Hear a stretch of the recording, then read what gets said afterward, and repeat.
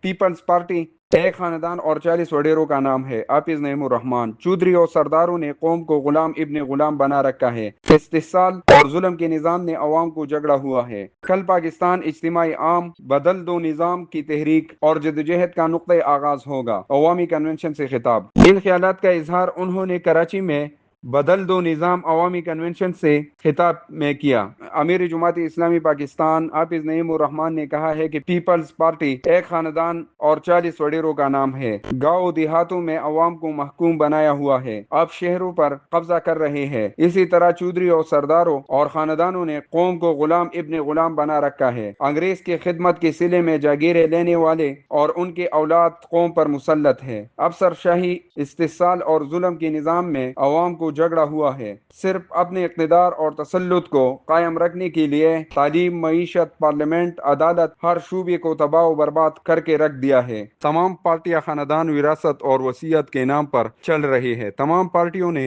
وڈیروں اور جاگیرداروں کو اپنے ساتھ ملایا ہوا ہے۔ صرف جماعت اسلامی عوام کی حقیقی نمائندہ اور ترجمان ہے اور اس ظلم کے نظام کو ختم کر سکتے ہیں۔ ملک میں نظام کی تبدیلی کی ایک بڑی تحریک اور جدوجہد کی ضرورت ہے۔ 21 تا 23 نومبر مینار پاکستان لاہور میں جماعت اسلامی کا کل پاکستان اجتماعی عام بدل دو نظام کی تحریک اور جدوجہد کا نقطۂ آغاز ہوگا۔ اجتماع میں اس گلے سڑے نظام کو اکاڑ پھینکنے کے لیے لاہ عمل کا اعلان کیا جائے گا۔